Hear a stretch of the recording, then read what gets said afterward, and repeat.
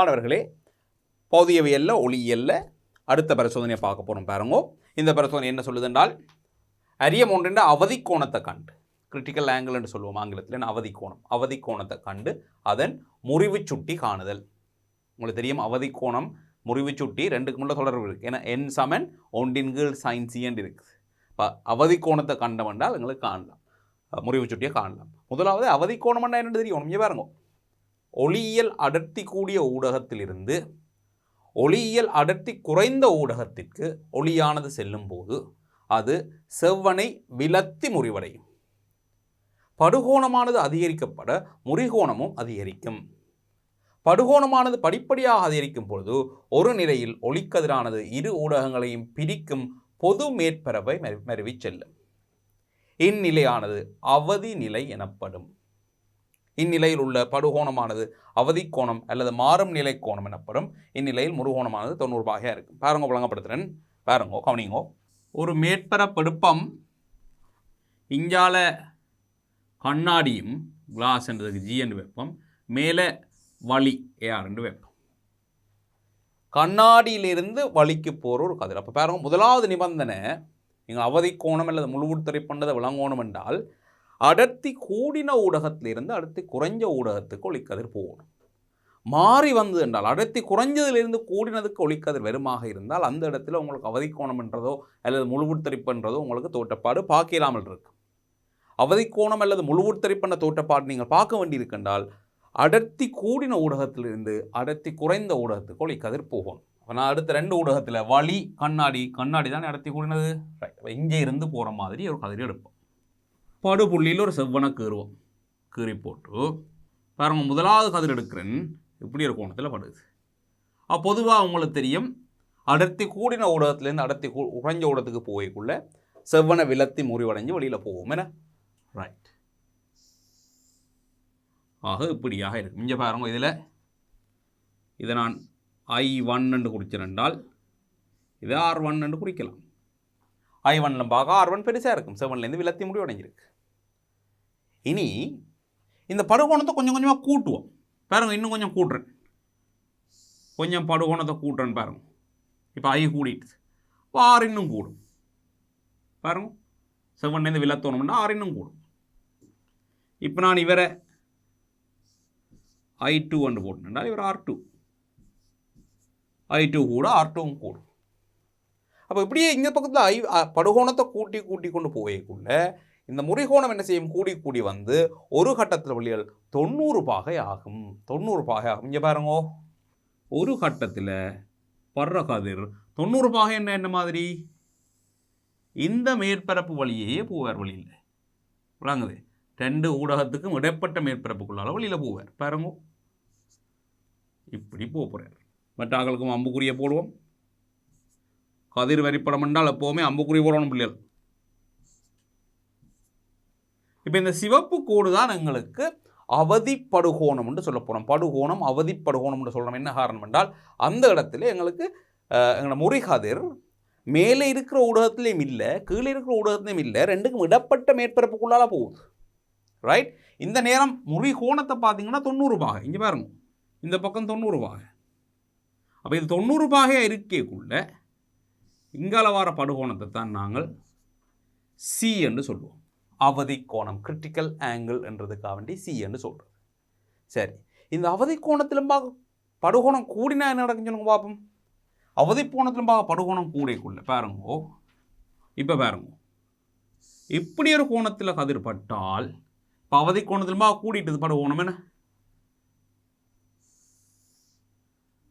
படுகோணம் சமன் தெரிகோணமாக, அதாவது ஒளி தெறிப்பு விதிகளுக்கு அமைய இந்த மேற்பரப்பில் தெறிப்பு நடக்கும், ரைட். பாருங்கோ, நிபந்தனையில் பாருங்க, ஒன்று செறிவு கூடின ஊடகத்திலேருந்து செறிவு குறைந்த ஊடகத்துக்கு ஒளிக்கதிர் போகணும். இல்லாட்டி இந்த முழு உட்தரிப்பு, இதை சொல்கிறது நாங்கள் முழு உட்தரிப்பு, முழு உட்தரிப்பு. இதையும் பார்க்கணும் இல்லையா. இப்போ இந்த முதலாவது பாருங்க, I1 பாருங்க, I1ல் நாங்கள் முறிகதிர் தான் கீறுறோம். ஒரு சிறிய பெர்சன்டேஜ், ஒரு சின்ன அளவிலான கதிர்கள் இதில் தெரித்து வந்திருக்கு. மிஞ்சால சின்ன அளவிலான கதிர்கள் தெரித்து வந்து, ஆனால் பெரும்பான்மையான கதிர்கள் முறிவடைஞ்சு வெளியில் தான் போகும். எப்போ படுகோணம் அவதி கோணத்திலும் பார்க்க சின்னனாக இருக்குல்ல. இந்த I1 I2 ரெண்டு கோணம் இருக்குல்லோ, I1 I2 ரெண்டு கோணத்திலையும் படுகோணம் சியிலும் பார்க்க சின்னனாக இருக்கு, அவதி கோணத்திலும் பார்க்க சின்னனாக இருக்கு. அவதி கோணத்திலும் பார்க்க சின்னனாக இருந்தால் என்ன நடக்கும்? முறிஞ்சு மற்ற ஊடகத்துக்குள்ளே போகும். அதான் இங்கே நடந்திருக்கு. அவதி கோணத்தில் படைக்க என்ன நடக்கும்னா மற்ற ஊடகத்துக்குள்ளே போகாது, ரெண்டு ஊடகத்துக்கு விடப்பட்ட மேற்பரப்பில் போகும் கதிர். அவதி கோணத்தை ஒரு கொஞ்சம் தாண்டினோன்னு ஒரு கலையால் என்றாலும் அவதி கோணத்திலும் பார்க்க கூடின படுகோணம் வரைக்குள்ள முழு உட்தரிப்புன்னு சொல்லுவோம். ஒரு வீதம் கதிர் கூட வெளியில் போகாது, முழு கதிரும் இந்த மேற்பரப்பில் இந்த அந்த இடத்துல இந்த மேற்பரப்பு ஒரு கண்ணாடி மாதிரி தலைவாடி மாதிரி தொழிற்பட முடியாது. தலைவாடியில் எப்படி பட்டி தெரிக்குமோ அதே மாதிரி தெரித்து இவர் இஞ்சால வேறு விளங்குதோ? ரைட். அப்போ பாருங்க இப்படி எழுதுவோம். படுகோணம் சீலும் பார்க்க சின்னனாக இருந்தால் முறிவடைந்து மற்றைய ஊடகத்தில் போகும்.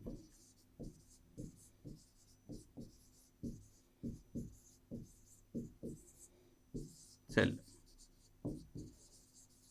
மற்ற ஊடகத்துக்கு செல்லும். ஏன்னா முறிவடைஞ்சு மற்ற ஊடகத்தில் போயிடும்.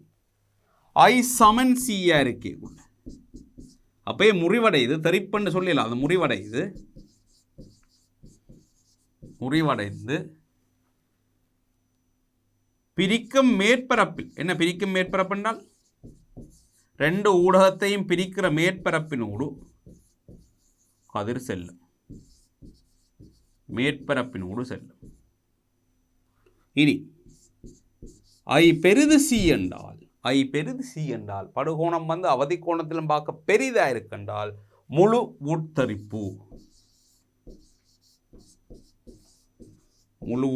நடைபெறும். அப்போ ஒரு எக்ஸாம்பிள் கூட கேட்டிருக்கணும். ரெண்டு கதிரை கொடுத்துட்டு ஒரு கதிர் சீலும் பார்க்க பெரிய கோணத்தில் படுது, ஒரு கதிர் சீலும் பார்க்க சின்ன கோணத்தில் படுது, அந்த ரெண்டு கதிரிண்டையும் பாதையை பூர்த்தி செய்கன்னு சொல்லி கேட்டிருக்கணும். சீலும் பார்க்க சின்ன கோணத்தில் படையக்குள்ள முறிஞ்சு வெளியில் போகும். முறிகிறது எப்படி முறியுமெண்டா செவ்வன்லேருந்து மற்ற பக்கமாக முடியும். சீலம் பார்க்க பெரிய கோணத்தில் படையக்குள்ள முழு உட்தரிப்பு நடக்கும். விளங்கிச்சதோ? ரைட். இப்போ பாருங்க, படுகோணமானது மேலும் அதிகரிக்கப்பட ஒளிக்கதிரானது ஒளித்தரிப்பு விதிக்கு அமைய பொது மேற்பரப்பில் பட்டு அடர்த்தி கூடிய ஊடகத்திலேயே முற்றாக தெரிப்படையும். அடர்த்தி கூடின ஊடகத்துக்கு எந்த ஊடகத்தில் வந்தாரோ அதுக்குள்ளேயே முற்றாக தெரிவடைவார். இத்தோற்றப்பாடு முழு உட்தரிப்பு அல்லது முழு அகத்தரிப்பு எனப்படும். அகமன்ற உள்ளுக்கு என முழு உட்தரிப்பு அதாவது போன மீடியத்துக்கு போன ஊடகத்துக்குள்ளேயே திரும்பவும் வாரார், அடுத்த ஊடகத்துக்கு போகவில்லை. அடர்த்தி குறைந்த ஊடகம் சார்பாக அடர்த்தி கூடிய ஊடகத்தின் முறிவு சுட்டி எண் சமன் ஒன்றுங்கள் சயின்சி. இது என்ன வந்தது தெரியுமா உங்களுக்கு? பாருங்க, மேற்பரப்பு செவ்வான் படுகதிர், இந்த மேற்பரப்பிலேயே கதிர் வழியில் போ. இந்த நேரம் தான் இவரை சி என்று சொல்கிறோம். 90 பாக ரைட். உங்களுக்கு எழுதலாம், இந்த பக்கத்தில் இவற்றை முறிவு சுட்டி ஒன்று தெரியும், இவற்றை முறிவு சுட்டி என்னென்று வைப்போம். அப்போ என் சைன் சி சமன் என் சைன் 90 என்று எழுதலாம். என்னன்றாங்கள் ஒன்று.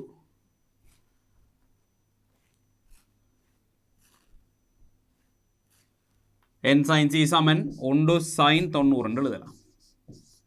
சைன் 90 பாக என்றது ஒன்று தெரியும் உங்களுக்கு. அப்போ இது ஒன்று சைன் சி எக்கில் விட்டீங்க என்றால் என் சமன் ஒன்றின் கீழ் சைன் சி என்று வரும். என் சமன் ஒன்றின் கீழ் சைன் சி என்று வரும். என்ன ரைட்? அப்போ இதைத்தான் நாங்கள் பாவித்து இப்போ சைன் சியை கண்டமென்றால் முறிவு சுட்டியை காணலாம். விளங்கிச்சதோ? என்னென்ன செய்ய போகிறோம்னு பாருங்க. தேவையான உபகரணங்கள் எங்களுக்கு ஒரு சமபக்க அரியம், பொதுவாக சமபக்க அரியத்தில் இது செய்கிறாங்க. அதுக்காக மற்ற அரியங்களில் செய்யலாண்டு இல்லை. ஒரு சமபக்க அரியம், வரை விலக, வரைவு ஊசி 4, வெள்ளை கடதாசி, குண்டூசி 4, பாகை மானி, இவ்வளோத்தையும் வச்சு கொண்டு தான் செய்ய போகிறோம். அரியம் ஏபிசினை கடதாசியில் வைத்து அதன் நிலையை குறித்து கொள்ளும். அப்படி தான் அரியத்தை வைக்கிறோம் என்றால் அரியத்தின் கோடுகளை விளிம்புகளை கீறிக்கொள்ளணும். அரியம் என்றதை கீறிக்கொள்ளணும். அரியத்தின் ஒரு முகத்துடன் இப்போ இந்த முகத்தை பிசி என்று வைப்போம். பேர் வைப்போமே ஏ பி சி. அப்போ இந்த பிசி முகத்தோட தொடுகையில் இருக்குமாறு ஒரு குண்டூசி ஓவினை நிலக்குத்தாக பொருத்தும். இதை கவனிங்க. இந்த குண்டூசியை பொறுத்தேக்குள்ள பிள்ளைகள் அந்த குண்டூசிக்கும் அரியத்துக்கும் இடையில் இடம் விடக்கூடாது. அரியத்தோட தொட்டு கொண்டிருக்கிற மாதிரியே குண்டூசி உள்ளுக்கு இருக்கும். அப்போ சில நேரம் குண்டூசிக்கு ஒரு தலை இருக்குமல்லோ, அந்த குண்டூசின் தலை அரியத்தின் உயரத்திலும் பார்க்க குறைவாக இருக்குமென்றால் அந்த தலை ஒட்டி கொண்டிக்க விடாது. தலை பெருசாக இருந்தால் வர பிரச்சனையே இதுதான், ஒட்டி கொண்டிருக்க விடாது. அப்போ ஒன்றில் உயரம் கூடின குண்டூசியை எடுக்கணும். எடுத்தால் தலை அரியத்தின் உயரத்துக்கு மேலே நிற்பார். அப்போ எங்களுக்கு பிரச்சனை வராது, ஒட்டி கொண்டு வைக்கலாம். அப்படி இல்லாட்டி உங்களை சின்ன சின்ன குண்டூசி தான் கிடைக்குது என்றால் தலையை வெட்டி நீக்கி போட்டு தான் நீங்கள் அந்த குண்டூசியை நிலக்குத்தாக அதில் குத்த வேண்டி இருக்கு. விளங்குதோ? அப்போ தொட்டுக்கொண்டு இருக்கிற மாதிரி ஒரு குண்டூசியினை நிலக்குத்தாக பொருத்தவும். 8 காண்பில் ஏன் பிள்ளைகள் அதை தொட்டுக்கொண்டிருக்க மாதிரி இருக்கிறோம் என்றால் இங்கே பாருங்க, இப்படி அறிய மாதிரி கேட்கல. குண்டூசியை கொஞ்சம் தள்ளி கூறி விட்டீங்கன்னால் குண்டூசிலேருந்து வர கதிர் இதில் பட்டு தரிக்குமல்லோ, பட்டு முறியுமல்லோ, முறிஞ்சுதான் நெஞ்சால வரும். ஆனால் இந்த இதில் வர முறிவை தவிர்க்கிறதுக்கு தான் நாங்கள் என்ன செய்கிறோம் என்றால் இப்படி குண்டூசியை அதோடைய தொட்டு கொண்டிருக்க மாதிரி இருந்தால் அதில் எங்களுக்கு இடைவெளி இல்லைன்னு. அப்போ தொடங்குற கதிரே கண்ணாடிகளிலிருந்து தொடங்குற மாதிரியே கருதலாம். அப்போ இந்த இடத்துல எங்களுக்கு ஒரு முறிவு வரப்போகிறது இல்லை. விளங்குது உங்களுக்கு? ஏயிற்கு அண்மையில் கண்ணை வைத்து ஏசியினூடு ஓவின் பிம்பத்தை நோக்கியவாறு ஏசி வழியே பிம்பம் மறையும் வரை கண்ணை அசைக்கும். என்ன சொல்கிறோம்டா பிள்ளைகள், இந்த பக்கத்தில் கண்ணை வச்சு பார்க்கணும் எங்களுக்கு வர பிம்பத்தை. அப்புறம் இஞ்சால் இப்படியே வேற இந்த கண்ணை இஞ்சால் அசைச்சு கொண்டு வேற ஒரு கட்டத்தில் பிம்பம் எங்களுக்கு தெரியாமல் போகும். ஏனென்றதை விளங்கப்படுத்தின பாருங்க. ஓவின் பிம்பம் இறுதியாக தெரியும் நிலையில் P1 P2 எனும் இரு குண்டூசிகளை ஓவுடன் ஒரே கோட்டில் இருக்குமாறு நிலக்குத்தாக பொறுத்துக. அப்போ இப்படியே வரைக்குள்ள ஒரு கட்டத்தை இல்லாமல் போகும் பிம்பம். அப்போ கடைசியாக தெரிகிற பிம்பத்தின் ஸ்தானத்தில் நாங்கள் 2 ஊசியை குத்த போகிறோம். ஏன் அப்படி நடக்குதுன்றதை பார்ப்போம். கொஞ்சம் பாருங்க. இதுதான் எங்களுடைய அரியம். இதில் தான் எங்களை குண்டூசி இருக்குது. குண்டூசி தொட்டு கொண்டே இருக்குது. இப்போ நான் இந்த பக்கத்தில் வச்சு கண்ணை வச்சு பார்க்கக்குள்ள எனக்கு இஞ்சால் ஒரு கதிர் வரணும் பண்ணுறேன். இதுதான் என் ஏ புள்ளி. பார்ப்போம் இவ்விடத்துக்கு என்னென்ன கதிர் வரலாமன்றதை பார்ப்போம். இந்த கண்ணுக்கு வந்து சேர்ற கதிரின் பாதை ஒருக்கா பார்ப்போம். பாருங்கோ, ஏக்கு கிட்ட ஒரு புள்ளியில் வந்து இவர் பட்டிருப்பார். படையக்குள்ளே இதில் செவ்வன கீர்ணம் என்றால் இந்த கோணம் வந்து அவதி கோணத்திலும் பார்க்க பெரிய கோணமாக இருந்தால், படுகோணம் அவதி கோணத்திலும் பார்க்க பெரிய கோணமாக இருந்தால் இதில் பட்டு தெரிப்பார். இதில் முழு தரிப்பு நடக்கும். இப்படி வருவார். இனி இதில் செவ்வன கீர்ணம் என்றால் இதில் கண்ணாடியிலேருந்து வலிக்குள்ள வரையக்குள்ள செவ்வனை விலத்தி முறிவார். செவ்வன கீறி பார்ப்போம். இதுதான் செவ்வன் என்றால் இதில் விலத்தி முறிவார்.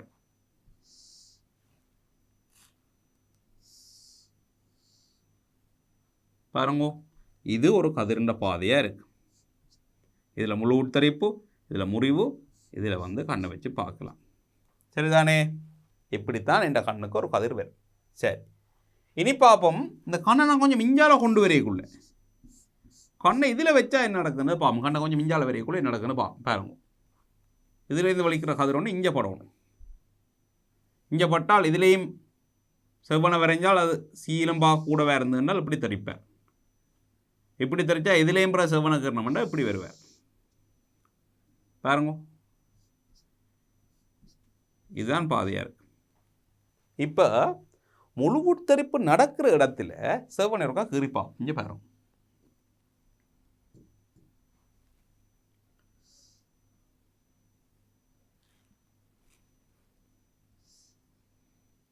ரைட்.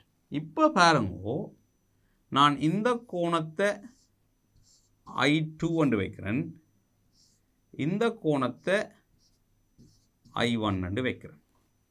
உங்களுக்கு விளங்குதோ? இங்கேருந்து மேலே போகக்குள்ள, அதாவது I2 என்றவர் I1 பார்க்க சின்னனாக இருப்பார் என்பது உங்களுக்கு விளங்குதோ? ஏன் அப்படி சொல்கிறேன் என்றால் இங்கே பாருங்கோ, வேணுமெண்டா இன்னும் கொஞ்சம் மேலே கொண்டு கீறி பாருங்க. ஒரு கதிர் இப்படி படுற சந்தர்ப்பத்தை பாருங்க. இப்போ பாருங்க, உங்களுக்கு இன்னும் விளங்கும். இப்படியே மேலே போ ஒரு கட்டத்தில் எங்களுக்கு படுகோணமே சைவராகிற வாய்ப்பும் இருக்குது. என்ன நேரே செங்குத்தாயே வருவார். இப்படி தான் செங்குத்து இருக்க போகுது. கீழே வேற கோணம் செங்குத்தோடு ஆக்குற கோணம் கூடிக்கொண்டு போகும். மேலே போ செங்குத்து காண்பிச்சு போய் கொண்டிருக்கிறீங்க. அப்போ என்ன நடந்திருக்கும் என்றால் பிள்ளைகள், இப்போ இதை நான் I3 என்று குறித்தேன் என்றால் ஒன்றை விளங்கிக் கொள்ளணும். I3 என்றவர் I2விலும் பார்க்க சின்னன், I1லும் பார்க்கவும் சின்னன். I1 தான் ஆகப்பெரிய கோணம். இந்த கதிர் நேரே கீழே ஏக்கு கிட்ட வந்த படைக்குள்ள தான் பெரிய படுகோணத்தில் படும். கொஞ்சம் மேலே போக போக போக போக படுகோணம் சின்னனாகி கொண்டு வரும். படுகோணம் சின்னனாகிறதால எங்களுக்கு என்ன பிரச்சனை? படுகோணம் அவதிக்கோணத்திலும் பார்க்க சின்னனாகி விட்டது என்றால் முழு உட்தரிப்பு நடக்காது. முழு உட்தரிப்பு நடக்காட்டி கதிர் உள்ளுக்கு வராது. கதிர் உள்ளுக்கு வராட்டி இங்கே பார்க்குறவருக்கு தெரியாது. யோசிச்சு பாருங்க. இப்போ I3 என்றவர் அவதிக்கோணத்திலும் பார்க்க சின்னன்னு வைப்பமே. I3 அவதிக்கோணத்திலும் பார்க்க சின்னனாக இருந்தால் இந்த இடத்துல முழு உட்தரிப்பு நடக்காது. முழு உட்தரிப்பு நடக்காட்டி என்ன நடக்கும்? கதிர் வெளியில் போகணும். கதிர் வெளியில் போகணும். இப்படி எல்லோ போவார். அப்போ இங்கே கண்ணை வச்சு காவல் இருக்கிறவருக்கு வராது. காவல் இருக்க வேண்டியதான் கதிர் வந்து சேராது. விளங்குது? ஆக அதுக்காக தான் சொல்கிறோம், ஏஇந்த பக்கத்துலேருந்து பார்த்து கொண்டு வாரது. பார்த்து கொண்டு வரைக்கும் முழு உட்தரிப்பு, முழு உட்தரிப்பு, முழு உட்தரிப்பு, முழு உட்தரிப்பு. ஒரு கட்டத்தில் அந்த பிம்பங்கள் இல்லாமல் போயிடும். இப்போ கடைசியாக தெரிகிற கோணம் வந்து எங்களோட அவதி கோணமாக இருக்கும். என்ன பிள்ளைங்க? ஏன் அவதி கோணம் இங்கே பாருங்கோ, இதைத்தான் அவதி கோணம்னு சொல்கிறோம். அப்போ இதுலேருந்து ஒரு ஒரு கொஞ்சம் அங்கால போனால் முழு உட்தரிப்பு நடக்கும். ஒரு கிளை கூடினா கூட முழு உட்தரிப்பு நடக்கும். ஒரு கிளை குறைஞ்சா கூட மேலே போகும். விளங்குது?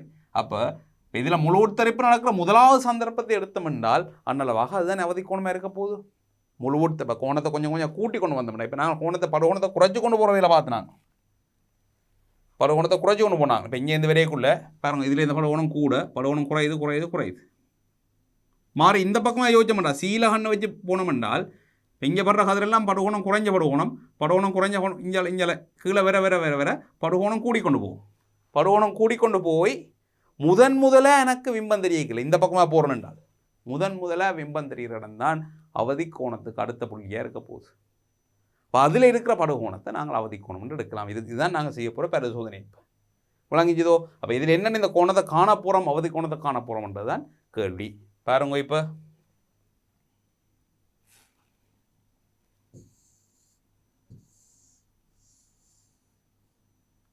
என்ன சொல்கிறோம்? இப்போ ஏயிற்கு அண்மையில் கண்ணை வைத்து ஏசியினோடு ஓவின் பிம்பத்தை நோக்கியவாறு இதில் வச்சு கண்ணை வச்சு பார்த்து கொண்டு ஏசி வழியே பிம்பம் மறையும் வரை கண்ணை அசைக்கவும்.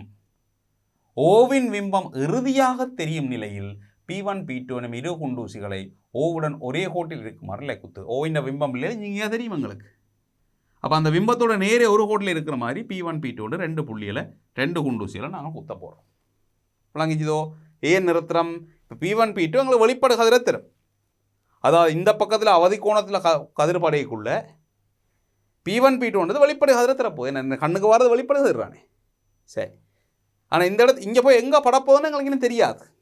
இப்போ அதே அமைப்புக்கறி காண போகிறோம் பாருங்க. அதை எங்கே சொல்லித்தார். பின்னர் குண்டூசிகளை அகற்றி P1 P2 இணைத்து நீட்டி பாருங்க. இவரை P1 P2 இணைத்து நீட்டுறது. நீட்டி ஏற்கனவே ABC கீறி வச்சுனாங்களானே. அப்போ அந்த புள்ளி வரைக்கும் போகிறது. இந்த புள்ளி வரைக்கும் சரிதான் இணைத்து நீட்டுறது. அந்த புள்ளியை தான் Q கொண்டு போட்டுருக்கு. இணைத்து நீட்டி QR என்னும் கோட்டை வரைக. இங்கு Q என்பது AC மீது உள்ள புள்ளியாகும். ஓவிலிருந்து ABக்கு செவ்வன் OM வரைந்து, இப்போ O இருக்கிற புள்ளியால் இதுலேருந்து இவருக்கு ஒரு செவ்வனை கீறோம். இந்த பக்கத்துக்கு இது செவ்வன் OM வரைஞ்சு அந்த செவ்வனை நீட்டுறோம். அங்கால எப்படி நீட்டுறோம் என்றால் OMம் MIயும் சமனா வார மாதிரி அங்கால நீட்டுறோம். ஏன் இந்த வேலை செய்கிறோம்டா, இந்த பக்கத்தில் முழு உட்தரிப்பு நடக்கல. இது ஒரு தளவாடி மாதிரி. ஓவுக்கு இது ஒரு தளவாடி மாதிரி தொழிற்படும்.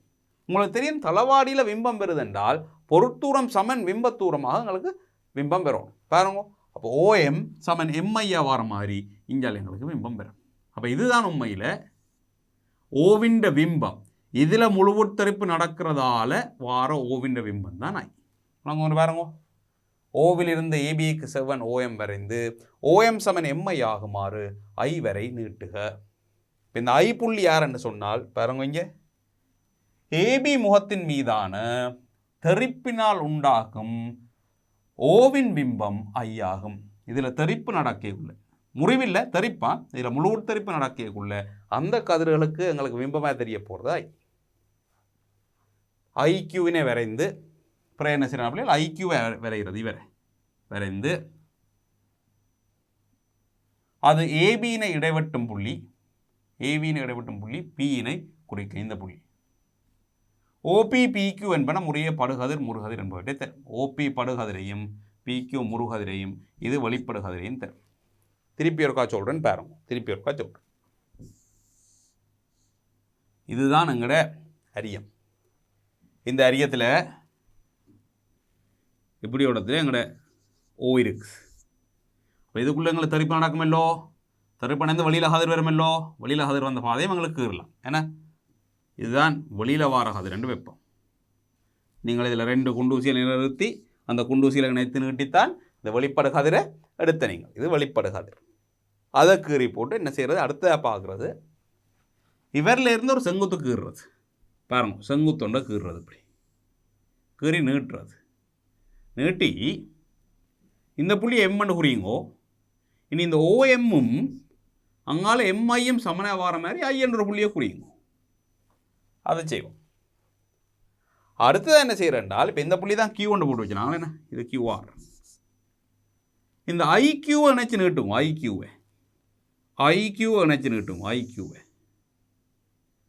நினச்சி நீட்டுக்கு இந்த பின் இந்த அரியத்துக்கு வெளியில் போகிறத நாங்கள் வேணுமெண்டா டொட்டாக கீறி விடலாம். பாருங்க, இவரை நாங்கள் தொடர்கோட இல்லாமல் டொட்டாக கீறி விட்டாலும் நல்லா.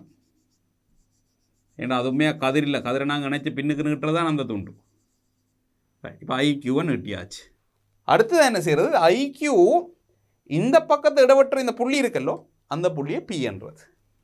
இந்த புள்ளியை பி என்றது. ஓவையும் பிஏ நினைச்சு நீட்டுறது. இப்போ பாருங்கோ, இதுதான் எங்களோட கதிரிண்ட பாதையாக இருக்கு. ஓபி பிக்யூ என்னென்னு சொல்கிறேன். இப்போ கியூவிலேருந்து ஒரு வழியில் ஒரு கதிர் வருது என்றால், கியூவில் ஒரு கதிர் ஒன்று வந்து பட்டு இருக்கும்.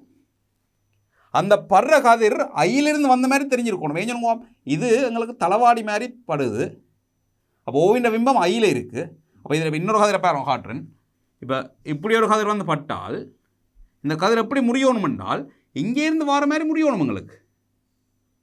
ஏன்னா இதில் இந்த கதிரை நான் பார்த்தேன் என்றால் இந்த பிம்பத்துலேருந்து வர மாதிரி இருக்கணும் இல்லையா? அதான் பிம்பம். என் தளவாடிக்கு பொருத்தூரன் சமன் பிம்பத்தூரமே மற்ற பக்கத்தில் பிம்பம் இருக்குது. அப்போ ஓவின பிம்பம் ஐ என்றது ஏற்கனவே அமைப்பு செய்து கண்டுபிடிச்சிட்டேன். அப்போ இதுக்குள்ளே தெரிச்சு வார கதிரெல்லாம் ஐயிலேருந்து வார மாதிரி இருக்கும். அதெல்லாம் சொல்கிறேன். அப்போ இதில் ஒரு கதிர் வந்து படுது என்றால் அது ஐயிலேருந்து வார மாதிரி வந்து பட்டிருக்கணும். அதெல்லாம் ஐக்யூ நினச்சி நீட்டுறது. நீட்டி போட்டு இனி அங்கேருந்து கதிர் வரையில் தானே பிள்ளை உண்மையாக கதிர் அங்கேருந்து வந்தது, ஓவிலேருந்து வலிக்கிட்டு இதுலேங்க தெரிச்சு தானே வந்தது. அப்போ இந்த புள்ளியை எடுக்கிறது பி, ஓபியை இணைக்கிறது. அப்போ ஓவிலேருந்து வலிக்கிட்ட கதிர் பியில் பட்டு அதில் தெரிச்சு கியூவுக்கு வந்து கியூவில் முடிவடைஞ்சு கியூஆரை வழியில் வாரார். எங்களுக்கு கடைசியாக பிம்பம் தெரிகிற புள்ளி என்றபடியால் இப்போ இதுதான் நாங்கள் பி என்ற புள்ளி தானே. செவ்வனக்கருங்க பாப்போம். இதில் செவ்வனக்கருனீங்கண்டா படுகோணத்தை அளப்போம். இந்த கோணத்தை அளப்போம். அந்த கோணம் என்னவா இருக்குமாண்டா பிள்ளையால், அதுதான் எங்களோட அவதி கோணமாக இருக்கும். ஏனென்றால் இந்த படுகோணம் அதை விட கொஞ்சம் குறைஞ்சது என்றால் எங்களுக்கு இங்கே பிம்பம் தெரியலை. பிம்பம் தெரியலைன்னு என்ன அர்த்தம்? கதிர் முழு உட்தரிப்பு அடைய இல்லை, கதிர் முறிஞ்சு வெளியில் போகுதுன்னு அர்த்தம். அதே மாதிரி இதுக்கு இஞ்சால் எங்களுக்கு எல்லா நேரமும் கதிர் தெரியுது. அப்போ இந்த கோணத்திலும் பார்க்க பெரிய கோணங்களில் படையக்குள்ள எப்போவுமே எங்களுக்கு கதிர் தெரியுது. அப்போ முழு உட்தரிப்பு நடக்குதுன்ற அர்த்தம். அப்போ இதுதானே அந்த மாறுற புள்ளி. இதை விட குறைஞ்சால் முழு உட்தரிப்பு நடக்க இல்லை, இதை விட கூடினால் முழு உட்தரிப்பு நடக்குது. அதால் இந்த புள்ளியைத்தான் நாங்கள் கிரிட்டிக்கல் ஆங்கிள் அவதி கோணம் என்று சொல்ல போகிறோம். விளங்குதோ? அவதி கோணம் இப்படி தான் காண்றது. இப்போ நாங்கள் உண்மையாக என்ன செய்வோம் என்றால், இந்த ஓபிக்யூ கோணம் இருக்கல்லோ, ஓபிக்யூ கோணம், இந்த கோணத்தை அளப்பம். அது எங்களுக்கு 2 மடங்கு அவதி கோணமாக இருக்கு. பிறகு 2ஆல் பிரித்து போட்டால் அவதி கோணத்தை காணலாம். விளங்குதானே பிள்ளைகள்? இப்போ நாங்கள் பரிசோதனையில் முதல் இந்த அரியத்தை வச்சு இந்த கோட்டை மட்டும்தான் கீறுறோம். கீறி போட்டு மிச்சமெல்லாம் அமைப்பு கீறி தான் காணணும். இவரை நீட்டி அங்கே ஐ எடுக்கிறது, ஐலேருந்து இங்கே கீறுறது கீறி போட்டு கோணத்தை எடுக்கிறது. விளங்குச்சிதோ? திரும்ப பாருங்க. இப்போ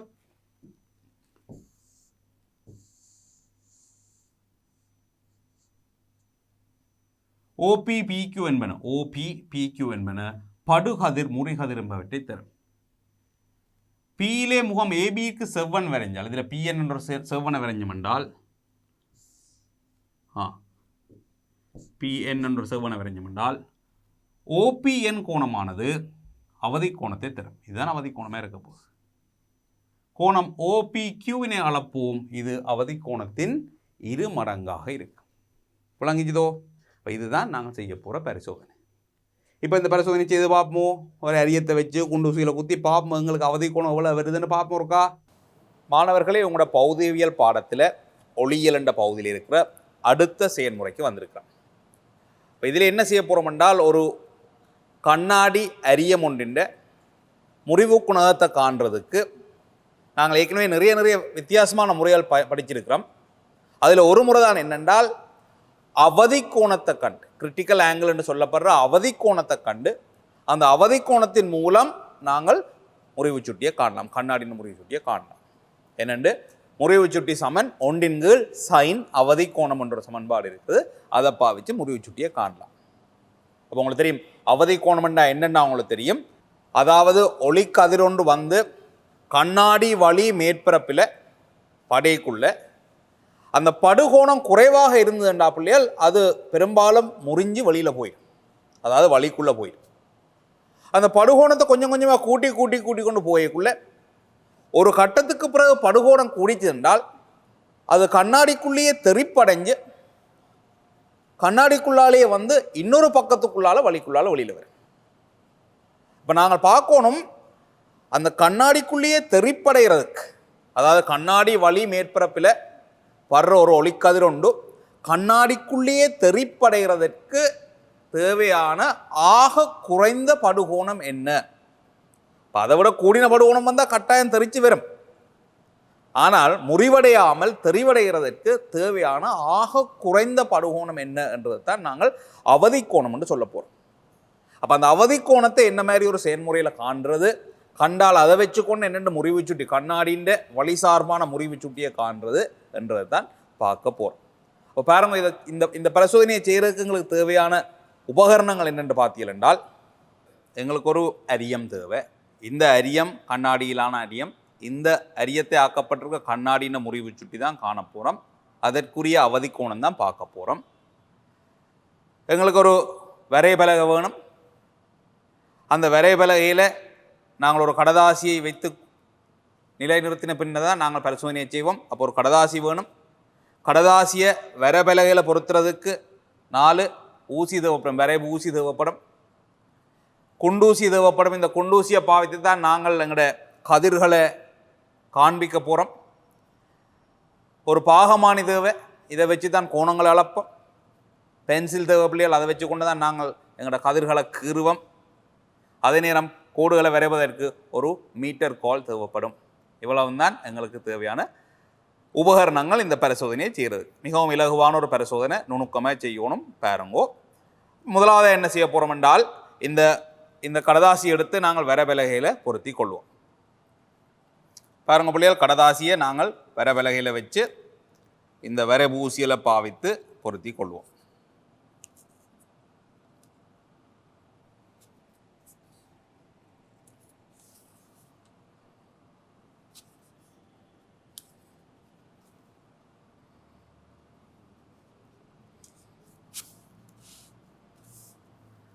அடுத்த பிள்ளைகள், நாங்கள் இந்த அரியத்தை இந்த கடதாசியின் நடுவில் அன்னளவாக வச்சு அந்த அரியத்தின் முகங்களை அல்லது ஓரங்களை நாங்கள் பென்சிலால் வரைந்து கொள்ளணும். உண்மையில் நாங்கள் பரிசோதனைக்கு பென்சில் தான் பாவிக்கணும். ஆனால் இந்த இடத்துல நான் பேனியை பாவித்து வரைய போகிறேன். என்ன காரணம் என்றால், உங்களுக்கு அது இன்னும் கொஞ்சம் தெளிவாக தெரியணுமென்ற ஒரே ஒரு காரணத்துக்காண்டி மட்டும் பேனியால் பாவிக்க போகிறேன். உண்மையில் நீங்கள் பாவிக்க வேண்டியது பென்சில். அரியத்தை இறுக்கமாக பிடித்து கொண்டு அதன் ஓரங்களை வரைந்து கொள்வோம். 3 பக்கத்தையும் வரைஞ்சு கொள்வோம்.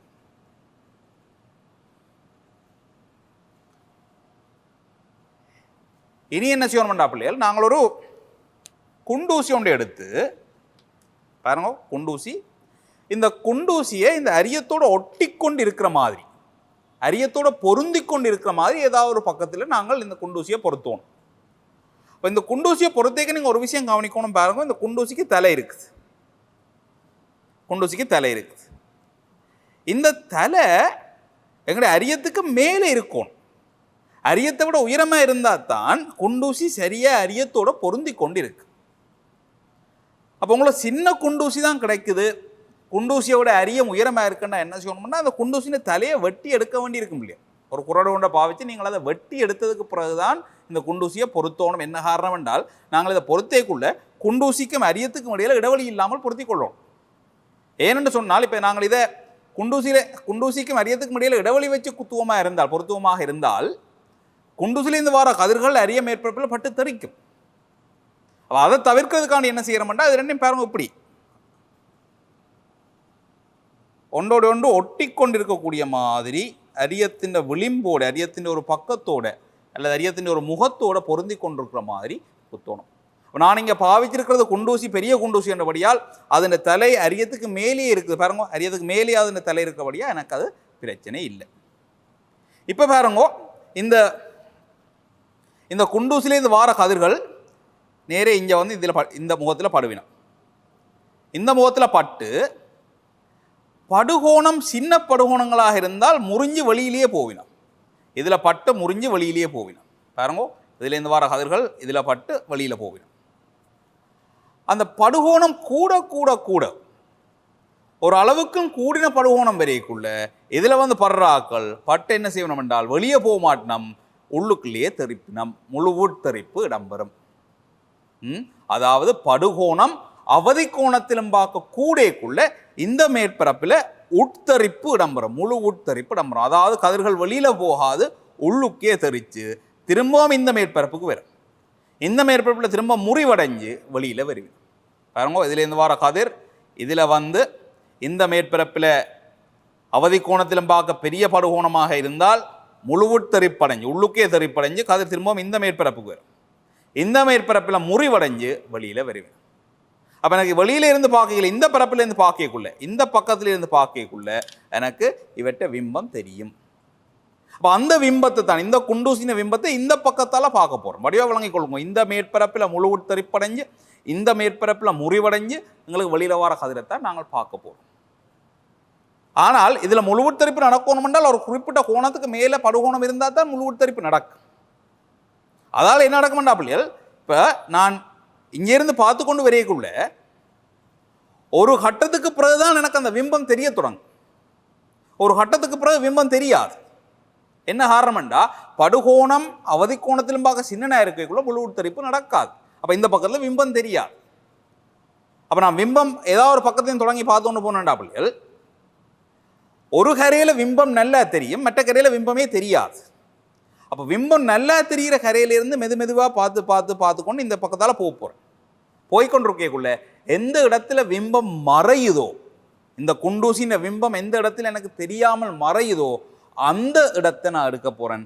அந்த இடம்தான் எனக்கு அவதி கோணத்துக்குரிய கதிரை தரும். அவதி கோணம் கிரிட்டிக்கல் ஆங்கிள் என்று சொல்லப்படுற அவதி கோணத்துக்குரிய கதிரை அதுதான் தெரியும். என்று ஒரு பக்கத்தில் நல்லாக பிம்பம் தெரியும், நல்லா பிம்பம் தெரிகிற பக்கத்தில் இருந்து பிம்பம் தெரியாத பக்கத்துக்கு மெதுவாக கண்களை அசைத்து கொண்டு போகக்குள்ள ஒரு கட்டத்தில் எனக்கு பிம்பம் மறையும். பிம்பம் மறைகிற இடத்துல நான் என்ற வரைவை அந்த கதிரை பார்க்கணும். சரி, பாப்பம் பாருங்கோ.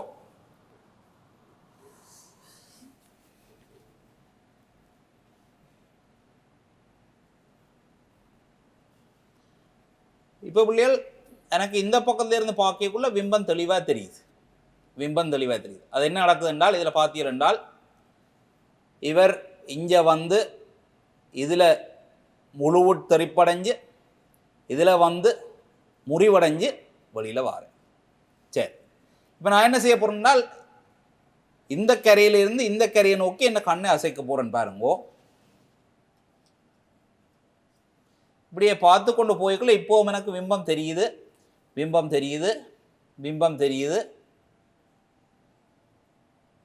ரைட், இப்போ ஒரு கட்டத்துக்கு பிறகு எனக்கு பிம்பம் தெரியாமல் போயிடுது. திரும்பவும் பாருங்க, அது வலது கரையிலேருந்து நான் பார்த்து கொண்டு போகிறேன். பார்த்து கொண்டு போய்க்குள்ள பிம்பம் ஒரு கட்டத்துக்கு பிறகு பிம்பம் எனக்கு தெரியாமல் போகுது. அப்போ அந்த பிம்பம் மறைகிற புள்ளியத்தான் புள்ளியை நாங்கள் பார்க்கணும். பிம்பம் இப்போ தெரியுது. ரைட், இந்த இடத்துல மறைய தொடங்குது. இப்போ மறைய தொடங்குற புள்ளியோட அந்த பிம்பத்தோட ஒரே கோட்டில் பொருந்தக்கூடிய மாதிரி ஒரு குண்டூசியை கொண்டே பொறுத்துறேன்னு பாருங்க. இனி அதே கோட்டில் இருக்கத்தக்கதாக இன்னொரு குண்டூசியும் பொருத்தணும். அப்போ தான் எங்களுக்கு கோடு கூறலாம்.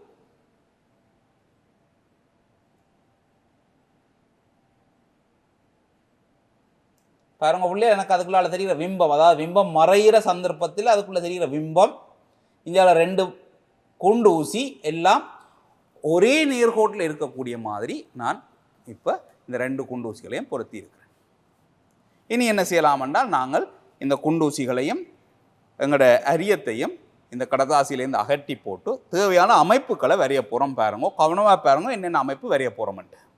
இப்போ பிள்ளைகள், நாங்கள் எங்களோட அரியத்தை இந்த கடதாசியிலேருந்து அகற்றுவோம், குண்டூசிகளையும் அகற்றுவோம். அகட்டி போட்டு பாருங்க, நாங்கள் செய்ய வேண்டிய அமைப்புகள் என்னென்னு சொல்கிறேன். முதலாவது அமைப்பு நாங்கள் செய்யணும்.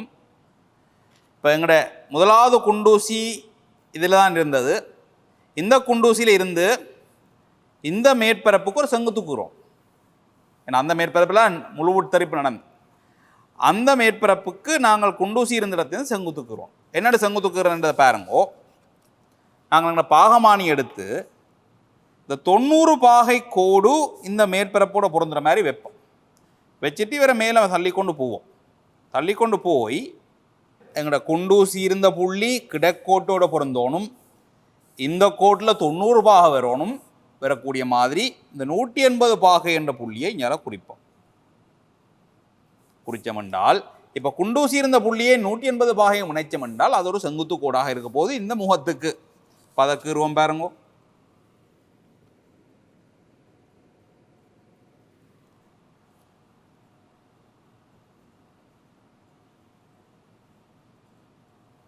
இப்போ செங்குத்து கிரியாச்சு. இது செங்குத்து. இந்த செங்குத்தில் நாங்கள் என்ன செய்யணும்டா பிள்ளைகள், இப்போ இந்த தூரம், அதாவது இந்த புள்ளியை நான் ஏ என்று வச்சு இந்த புள்ளியை பி என்று வச்சிருந்தால் ஏபி சமன் பிசி ஆகுமாறு நாங்கள் இந்தியாவில் ஒரு புள்ளி எடுக்கும். அப்போ எங்களுக்கு தெரியும், உங்களுக்கு பொருட்தூரம் சமன் விம்பத்தூரம் என்ன. அப்போ இந்த மேற்பரப்பில் வர விம்பம், அந்த விம்பத்துக்கு பொருட்தூரம் இவர், இந்த குண்டூசிக்கான தூரம் தான் பொருட்தூரம், பின்னுக்கு இருக்கிற தூரம் தான் விம்பத்தூரம். பொருட்தூரம் சமன் விம்பத்தூரம் ஆகுமாறு இந்த செங்குத்து கோட்டில் இன்னொரு புள்ளியை நாங்கள் குறிக்க போகிறோம். பாருங்க,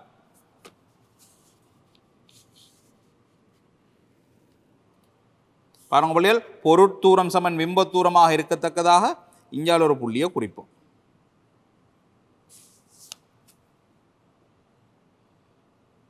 ரைட்.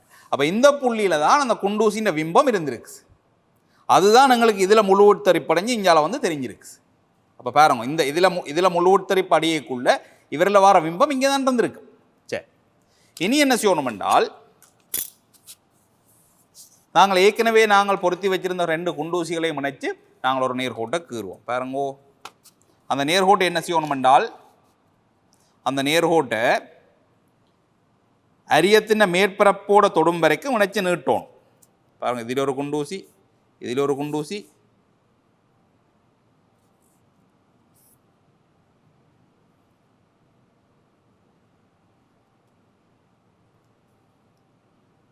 அரியத்தோட தொடுகோறும் வரைக்கும் இணைத்து நீட்டுவோம். பாருங்கோ, அப்போ இதில் தான் எங்களுக்கு வெளியேறும் கதிர் தொடங்கின புள்ளியாக இருக்குது. அது வெளியேறும் புள்ளி இதுவாக இருக்குது. அடுத்தது என்ன செய்கிறேன்டால், இப்போ பாருங்கோ, இந்த மேற்பரப்புக்கு இவரிலிருந்து தான் கதிர் வந்திருக்கும். ஏன்னா இவர் தான் இவருக்கு பொருள் மாதிரி தொழிற்பட்டிருக்க போகிறேன். அப்போ என்ன செய்கிறேன்டால், இங்கே நாங்கள் முதலாவது குண்டூசின்ற விம்பத்துக்கு ஒரு புள்ளி பொருத்தி வச்சு முதலாவது குண்டூசிக்கின்ற விம்பத்தை நாங்களோட மார்க் பண்ணி வச்சுருந்தானே பிள்ளைகள், அந்த புள்ளியையும் இப்போ வெளியேற புள்ளி இருக்கல்லோ, வெளியேறும் புள்ளியையும் இணைச்சு நீட்டுங்கோ. இணைச்சு அடுத்த மேற்பரப்பில் தொடும் வரைக்கும் நீட்டுங்கோ. மிச்சத்தை நாங்கள் வேணுமெண்டா புள்ளி கோடில் இணைச்சி விடலாம். அடுத்தது என்ன செய்யணும் என்றால், இப்போ எங்களுக்கு இதுலேருந்து கதிர் வந்து இங்கால வந்திருக்கின்றால், இந்த கதிர் எங்கேருந்து தொடங்கினது? குண்டூசியிலேருந்து தொடங்கின கதிர். ஆக குண்டூசியிலிருந்து எங்களுக்கு இந்த புள்ளி வரைக்கும் ஒரு கதிரை கீறுவோம். பாருங்க பிள்ளைகள், இப்படித்தான் எங்களுக்கு கதிரின் பாதை வருது. அப்போ என்ன நடந்திருக்கின்றால், குண்டூசியிலிருந்து புறப்பட்ட கதிர் இதில் வந்து தெறிப்படைஞ்சு இதில் வந்து முறிவடைஞ்சு இந்த மேற்பரப்பில் வெளியில் வந்திருக்கேன். உங்களை விளங்கணும், நான் இந்த பக்கத்தில் வச்சு பார்க்கக்குள்ள எனக்கு தெளிவான பிம்பம் தெரிஞ்சது. அதாவது படுகோணம் இங்கால வேற படுபுள்ளி இதில் வேற படுகோணம் கூடும். யோசிச்சு பாருங்க, இதில் இருக்க படுகோணத்திலும் பார்க்க இஞ்சால ஒரு புள்ளி எடுத்தோம்னால் அதில் படுகோணம் கூடவே இருக்கும். ஏன்னா செங்குத்தோட அமைக்கிற கோணம் தானே படுகோணம் கூடவே இருக்கும். படுகோணம் கூடவே இருக்கக்குள்ள இதில் முழு உட்தரிப்பு நடஞ்சு இதில் வெளியில் எனக்கு பார்க்கக்கூடியதாக இருக்கும். ஆனால் இந்த புள்ளியை தாண்டி இஞ்சால இந்த புள்ளியை தாண்டி நான் என் கண்ணை இந்த பக்கம் கொண்டு போய்க்கல என்ன நடந்ததுன்னா எனக்கு பிம்பம் தெரியல. என்ன காரணம்? பாருங்க, இதுக்கு இஞ்சால கதிர் வரணும் என்றால் கதிர் இங்கே ஒரு இடத்துல பட்டிருக்கும். அப்போ இப்படி ஒரு இடத்துல படையக்குள்ள அவற்றை படுகோணம் சிறிய கோணமாக இருந்திருக்கும். அதாவது அவதி கோணத்திலும் பார்க்க சிறிய கோணமாக இருந்திருக்கு.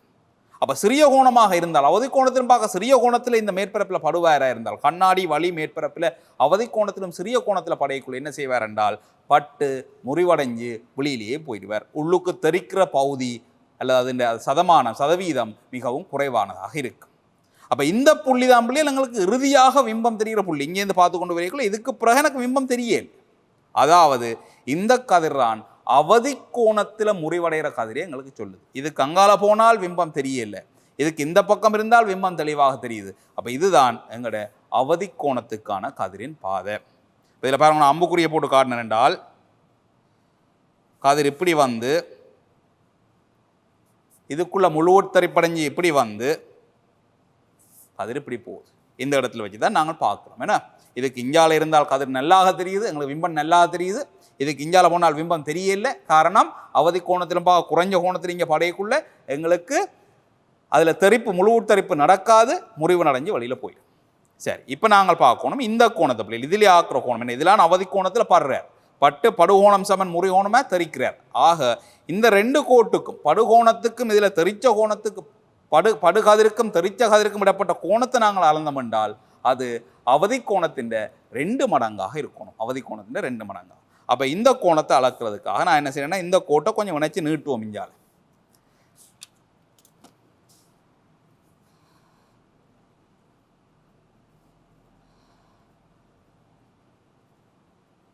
பாருங்க பிள்ளைகள், இந்த கோட்டை நான் இணைச்சு நீட்டி இருக்கிறேன். என்னதுக்காக என்றால் கோணத்தை இலகுவாக அளக்கிறதுக்காக.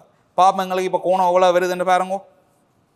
பாருங்க பிள்ளைகள், எங்களுக்கு இப்போ இதில் பட்டு தெறிக்கைக்குள்ள முழு கோணம், அதாவது படுகோணம் தெரிகோணம் ரெண்டும் சேர்த்து எங்களுக்கு வருது. இந்த பக்கத்தில் இந்த அளக்கோணம் பாருங்க, இதில் 70 முடிஞ்சுது, இங்கே 75, அதுக்கு முதல்ல 74 பாகண்டு வருது. அதாவது 2 மடங்கு அவதி கோணம் வருது பிள்ளைகள் எங்களுக்கு 74 பாகண்டு. அவதி கோணத்தை நாங்கள் சின்னு குறிக்கணும் என்றால் 2C 74 பாகண்டு வருது. 2ஆல் பிரிச்சோம் என்றால் சியை காணலாம் 37 பாகண்டு வரும். அதை வச்சுக்கொண்டு நாங்கள் முறிவு சுட்டி எப்படி காண்றதை இப்போ பார்ப்போம். அப்போ குறித்து கொள்வோம். 2C 74 பாகை என்று எங்களுக்கு கிடைக்கிறது. ரைட் பிள்ளைகள், எங்களுக்கு OPQக்கு வந்த வாசிப்பு 74 பாகை. அதை 2ஆல் பிரித்தா அவதி கோணம் பெறணும் 37 பாகை. n சமன் 1 sin C sin 37 பாகை. இப்போ இதை நீங்கள் அட்டவணையில் பாவிச்சு பெருமானத்தை எடுத்து sin 37 பாகை என்ற பெருமானத்தை எடுத்து பிரித்து பார்த்தீங்களென்றால் அன்னளவாக 1.6 என்ற பெருமானம் கிடைக்குது. கண்ணாடின முறிவு சுட்டிக்கு உங்களுக்கு 1.6 என்ற பெருமானம் கிடைக்குது. சரி, இப்போ கண்ணாடின முறிவு சுட்டி எடுத்தாச்சு. இதில் இன்னொரு விஷயம் இருக்குது பாருங்கோ.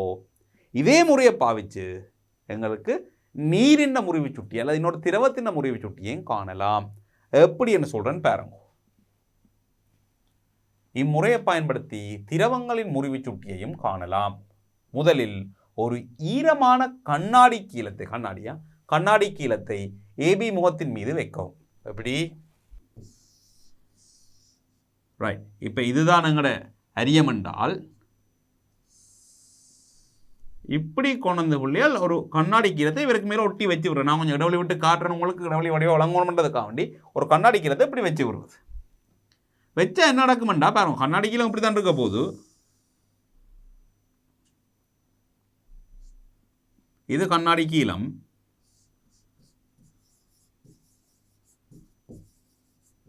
ஆனால் இந்த கண்ணாடி கீலம் ஈரமான கண்ணாடி கீலம் இல்லோ.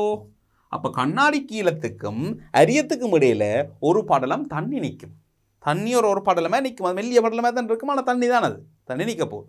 அதாவது இந்த ஏரியா எங்களுக்கு தண்ணியாக இருக்க போகுது. நீரோ அல்லது நீங்கள் பாவிக்கிற மெட்ட திரவம். சரிதானே? இப்போ இது நான் கொஞ்சம் அகலமாக கீறி இருக்கணும் உங்களுக்கு வடிவாக விளங்கணுன்றதுக்காண்டி இவ்வளவு அகலமாக இருக்க போகிறது இல்லை. இருந்தாலும் ஒரு தண்ணி படலம் ஒன்று இருக்கு. இப்போ இதெல்லாம் உங்களோட ஊசி குத்தியது நீங்கள் முதல் செய்த மாதிரியே இங்கே வச்சு பார்க்குறது பிம்பம் தெரியுதுன்ட்டு அப்புறம் இந்த பக்கமாக கண்ணை நகர்த்தி கொண்டு வர்றது. எந்த இடத்துல பிம்பம் தெரியாமல் போகுதோ அந்த இடத்துல நிப்பாடி போடு ஊசியை குத்துறது. சரி பாருங்க, முதல் செய்த அதே வேலை.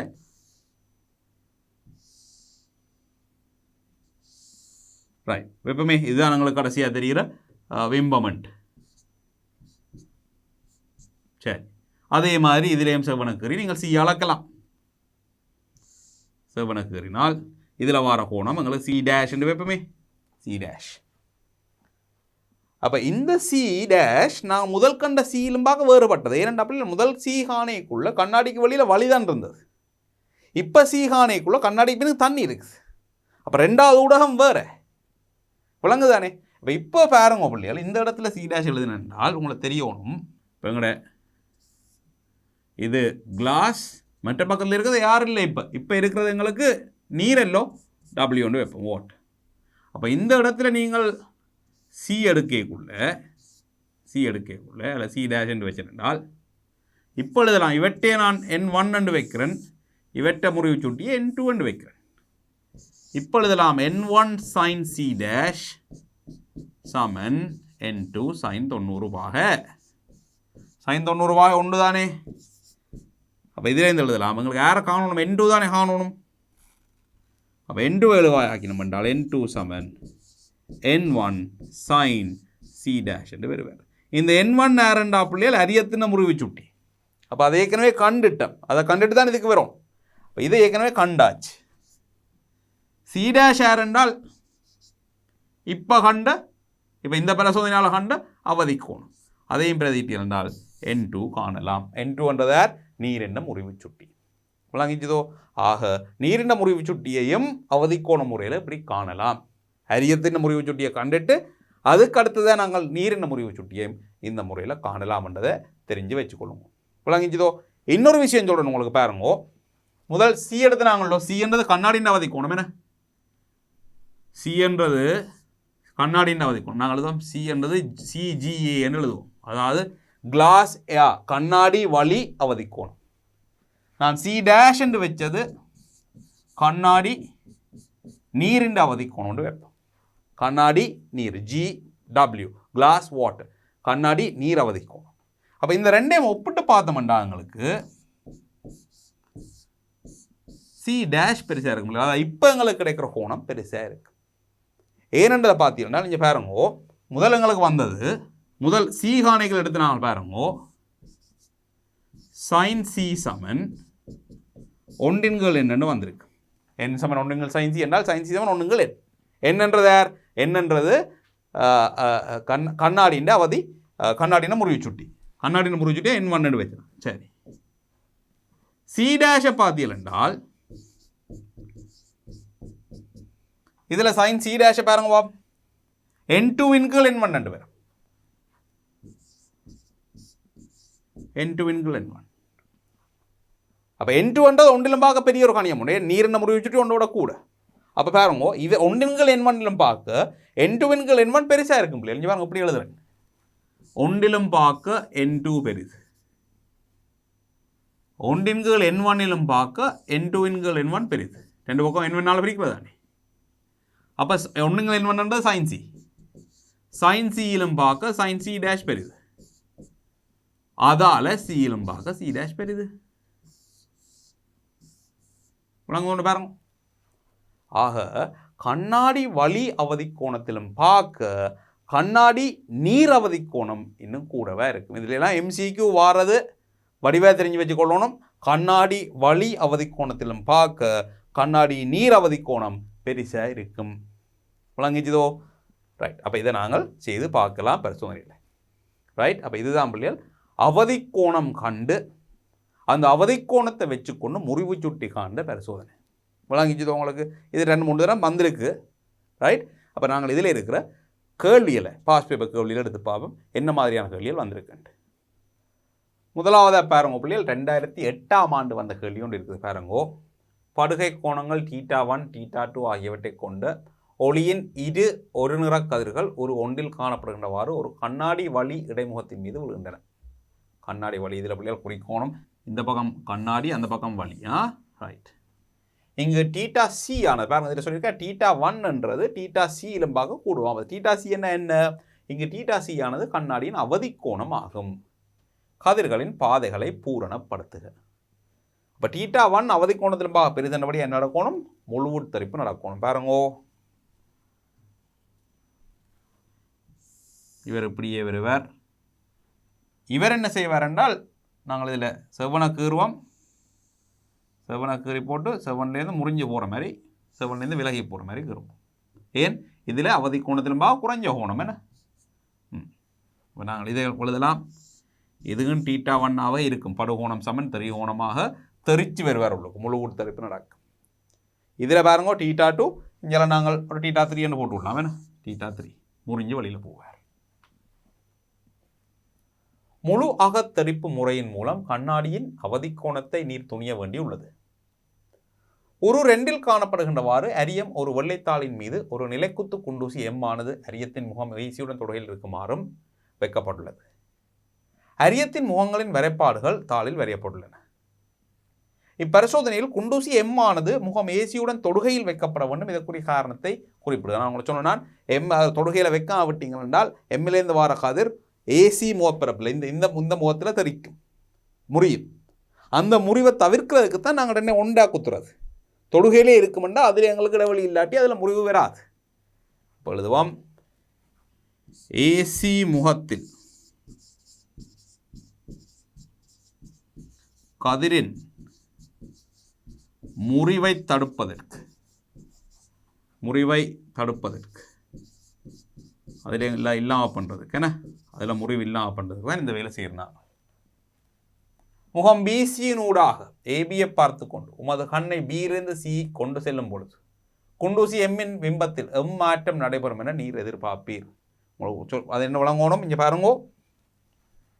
பியிலேருந்து சிக்கு இந்த பக்கமே விரைக்குள்ள ரைட் பிம்பத்தில் என்ன நடக்கும் என்றால் ஒரு புள்ளிக்கு பிறகு பிம்பம் தெரியாமல் போகும். அப்போ எழுதுவோம். ஆரம்பத்தில் பிம்பம் தெரியும்,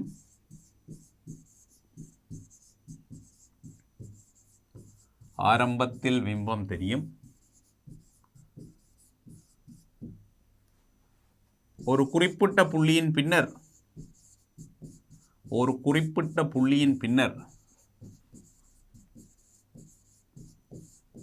பிம்பம் தெரியாது போகும்.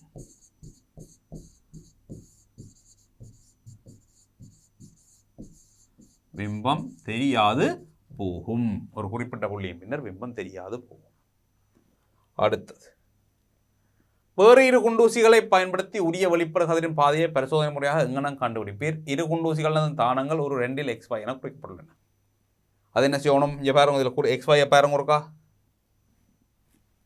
இந்த XY. அப்போ XY என்னென்னு குத்தினா சொல்லுங்க பாப்போம். இங்கே இருந்து பிம்பத்தை பார்த்து கொண்டு வாரது, எந்த இடத்துல பிம்பம் மறையுதோ கடைசியாக பிம்பம் தெரிகிற ஸ்தானத்தில் நாங்கள் இந்த XY என்றதை எம்மின் பிம்பம் தெரிகிறதோட ஒரே நேர்கோட்டில் அமைகிற மாதிரி குத்துவோம் என்ன. அப்போ எழுதுவோம்.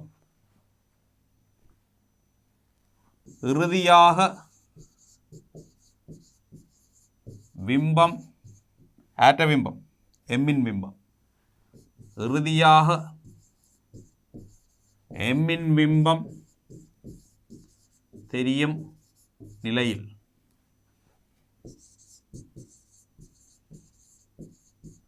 அதனுடன் ஒரே கோட்டில் இருக்குமாறு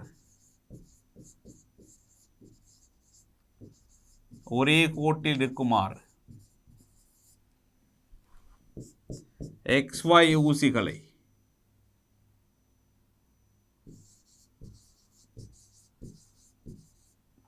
நிலைநிறுத்த வேண்டும். விளங்கிச்சதோ? ஒரே கோட்லையா எம்மும் இந்த XY ஊசிகளும் ஒரே கோட்டில் வார மாதிரி எல்லாத்தையும் நிலைநிறுத்த வேண்டி இருக்கு. கதிர்வரி படத்தை அமைப்பதற்கு நீர் பின்பற்றும் எஞ்சியுள்ள படிமுறைகளை ஒழுங்காக எழுதுக. கதிர்வரி படத்தை அமைப்பதன் படிமுறைகளை எடுத்துக்காட்டுவதற்கு உரு 2ஐயும் பயன்படுத்துக. இப்போ நாங்கள் அந்த உருவிலையும் கீறி இப்போ இதை காட்ட போகிறோம் பாருங்கோ. முதலாவது என்ன செய்வோம், உரு 2 இருக்கா பார்ப்போம். இதானே உரு 2. முதலாவது என்ன செய்வோம் அப்படியே இதில் கீறி போட்டு போவோம் பாருங்க. இதிலேயே கீறி போட்டு போவோம். ஏன்னா முதலாவது XYயை இணைச்சு BC வரைக்கும் நீட்டுவீங்கள். அடுத்தது என்ன செய்வோம், அதுக்கு ஒரு பெயர் வைக்கலாம் என்றால் பிறகு என்ன செய்வீங்கள், எம்மிலேருந்து செவ்வன் கீறுவியல். ஏபிக்கு செவ்வன் கீறுவியல். எம்மிலேருந்து செவ்வன் கீறி பிறகு என்ன செய்வீங்கன்னா இந்த செவ்வனை இங்கால இந்த துண்டும் சமனாக வார மாதிரி இங்கால ஒரு புள்ளி எடுப்பியல், அந்த புள்ளியே இந்த புள்ளியை உணர்ச்சி நீட்டுவியல் என்ன ரைட். இனி இந்த புள்ளிக்கு ஒரு பேர் வச்சுட்டு இவரையும் நீட்டுவீங்க. புள்ளிகளை பேர்களை வைப்போம் பாருங்கோ, இவரை ஐயண்டு வைப்போம், ஏன்னா இமேஜ்ன்றதுக்காண்டி ஐயண்டு வைப்போம். இந்த புள்ளி என்னண்டு வைப்போம், நார்மல்ன்றதுக்காண்டி என்னண்டு வைப்போம். இவரை பி என்று வைப்போம், இவரை கியூ ஒன்று வைப்போம். அப்போ நாங்கள் கடைசியாக எம்பிக்யூ வளர்ந்தோம்னால் 2 மடங்கு அவதி கோணமாக இருக்கும். என்ன எழுதுவோம்? ஒன்றுண்ட முதல் XYயை இணைத்து நீட்டி BCயை இடைவட்டும் புள்ளி கியூவை குறிக்க, XYனை இணைத்து நீட்டி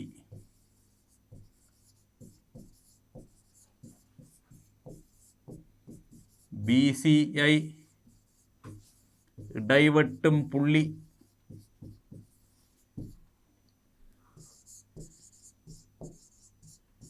கியூவை குறிக்க. இது முதலாவது. அடுத்தது என்ன செய்யறாங்கன்னா செவ்வன்கிறீங்க என்ன, எதுல இருந்து இதுக்கு பாருங்க, எம்மில இருந்து ஏபிக்கு செவ்வன்கிறீங்க எம்என் கீறி அதை எம்என்னும் எண்ணையும் சமனா இருக்க மாதிரி நீட்டினாங்க. எம்மிலிருந்து ஏபிக்கான செவ்வன்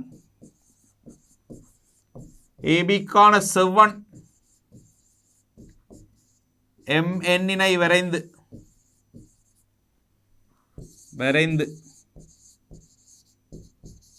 எம்என் சமன் எண்ணை ஆகுமாறு நீட்டுக, ஆகுமாறு ஐ வரை நீட்டுக. சிம்பிள். அடுத்து என்ன செய்யறாங்கன்னா ஐயையும் கியூவையும் இணைச்சு நீட்டி அது ஏபியை வெட்டுற புள்ளி பியை குறிச்சினாங்க. ஐ கியூவை வரைந்து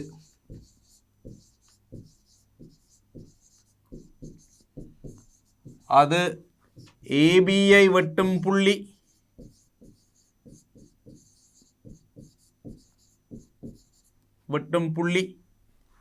பியை குறிக்க, வெட்டும் புள்ளி பியை குறிக்க. அதுக்கப்புறம் என்ன செய்யறாங்க, பொருளையும் பி என்ற புள்ளியை இணைச்சு விட்டாங்க. எம்பிஐ வரைக. எழுதவும் வேணும், அதில் கிரீங் காட்டணுமா, ஒரு 2 கிரீங் காட்டணும். பாருங்க, வரிப்படத்தை அமைப்பதன் படிமுறைகளை எடுத்துக்காட்டுவதற்கு ஒரு 2ஐயும் பயன்படுத்துக. அதுக்கு மார்க்ஸ் வரும். அடுத்தது கதிர் வரிப்படத்திலிருந்து நீர் பெற்றுக்கொள்ளும் அளவீடு யாது? கோணம். எந்த கோணம் சொல்லுங்க பாப்போம்? இவர் MPQ, இவரைத்தான் அளக்க வேண்டி இருக்குமே, இவரைத்தான் அளக்கும். இவர் 2Cக்கு சமனா இருப்பார். அவனை அளக்க வேண்டியது MPQ கோணம் MPQ. அடுத்தது ஒரு மூன்றில் காணப்படுகின்றவாறு மேற்பரப்பு AB மீது ஒரு மெல்லிய நீர்ப்படையை ஆக்குவதன் மூலம் கண்ணாடி நீர் இடைமுகத்திற்கான அவதி கோணத்தை துணிவதற்கு இப்பரிசோதனையை மாற்றியமைத்து மீளச் செய்யுமாறு கேட்கப்பட்டுள்ளீர். ரைட், பாப்போம். நாங்கள் ஏற்கனவே படிச்சிட்டோம். மேலே பியில் பெற்ற விம்பம் தொடர்பாக குண்டூசி எம்மின் விம்பத்தின் புதிய தானம் யாது? இப்போ பாருங்க, முதல் நாங்கள் செய்த நாங்கள் எப்படி அரியம் மட்டும் இருந்தது,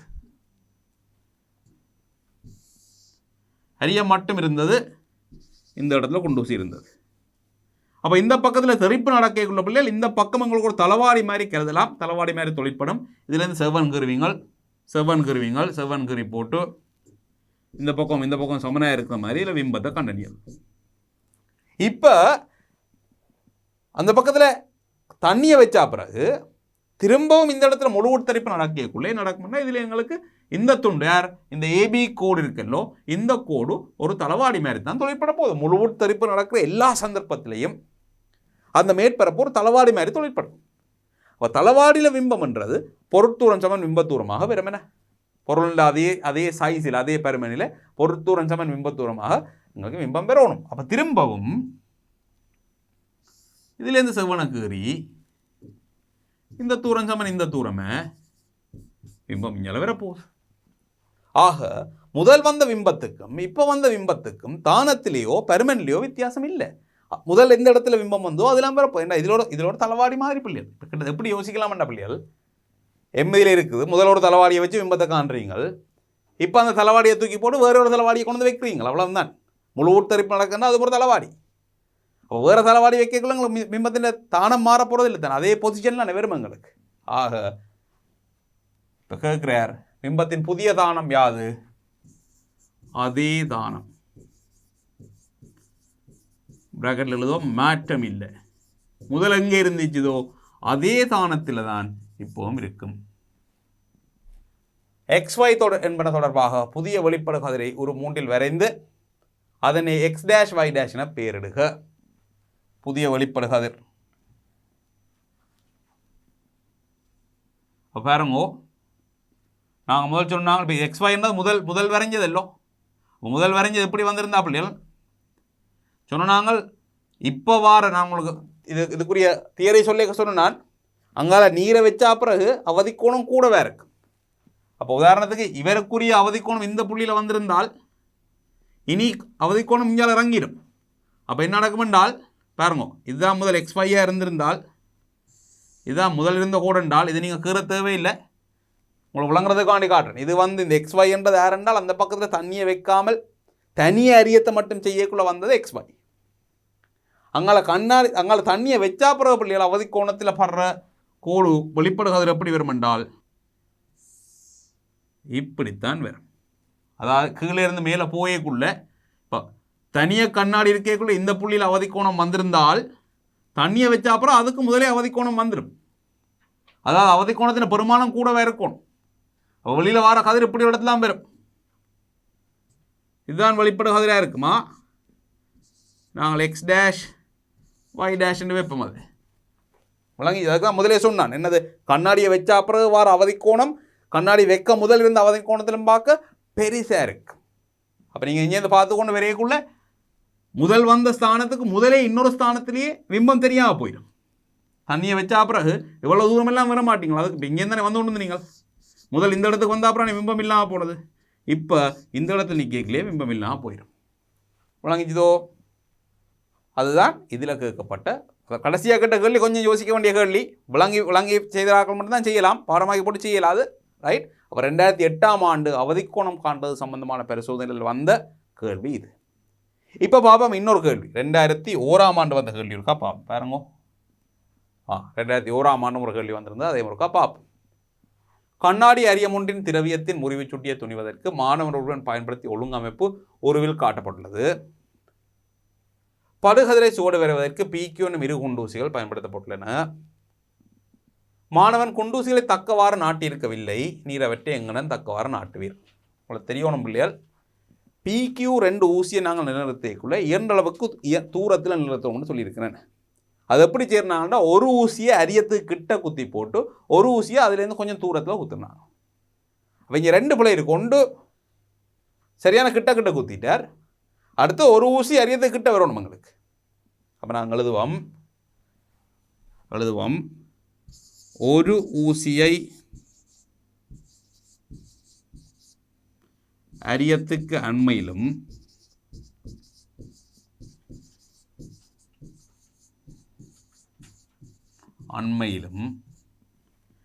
மற்றதை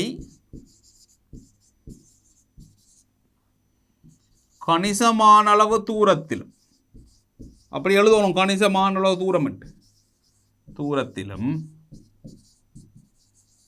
நிலைக்குத்தாக நாட்ட வேண்டும்.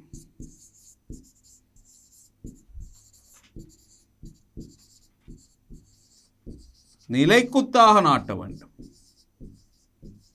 விளங்கிச்சதோ. அடுத்தது வெளிப்படு கதிரை பரிசோதனை முறையாக எங்கனம் பெறுவீர் விவரிக்க. வெளிப்படு கதிரை என்ன செய்வீங்கள் இங்கே பாருங்க. இப்போ இவர் இதில் போய் பட்டு இங்கே பட்டு வழியில் வரும் வேறேன்னு. அப்போ நாங்கள் என்ன சொன்னேன், ஏசிக்குள்ளால் நோக்கி என்னத்துக்காக செய்கிறாசம் விலகலுக்கு தானேண்ணே.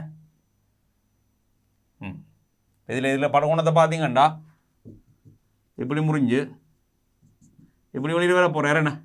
அப்போ நாங்கள் இதில் வச்சு பார்க்கணும். அப்போ நாங்கள் சொல்லுவோம் ஏசி முகத்தினூடாக நோக்கி PQவின் பிம்பங்கள் ஒரே நேர்கோட்டில் அமையுமாறு எங்களோட பார்வை கோணத்தை மாற்றி அவற்றுடன் ஒரே நேர்கோட்டில் இருக்குமாறு இன்னும் 2 புள்ளியில் 2 ஊசிகளை இந்த பக்கத்தில் நாங்கள் நாட்டோம். எழுதுவோம். ஏசியினூடு நோக்கி P, Qவின் பிம்பங்கள் ஒரே கோட்டில் அமையுமாறு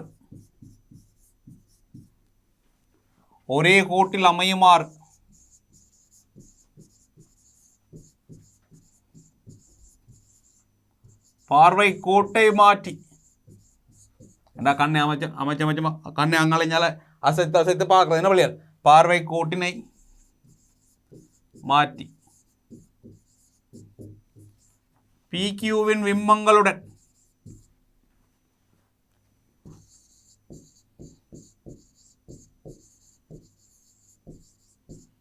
ஒரே கோட்டில் அமையுமாறு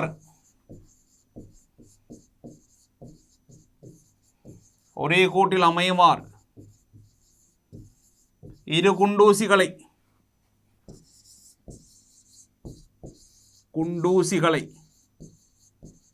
நாட்ட வேண்டும்.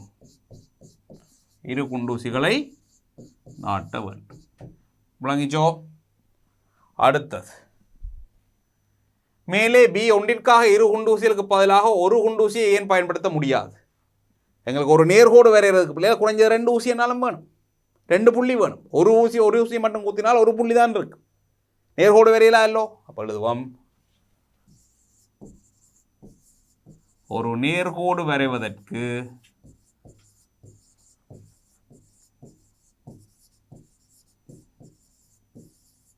இரு புள்ளிகள் தேவைப்படும். அதனால தான் நாங்கள் 2 ஊசியாவது தேவைப்படும். 2க்கு மேலே பாவிக்கலாம், 3-4 ஊசி பாவிச்சாலும் பிள்ளை இல்லை, ஆனால் குறைஞ்சது 2 ஊசி வேணும் என்ன. அடுத்தது பின்வரும் கோணங்களை வரிப்படத்தில் குறிக்க.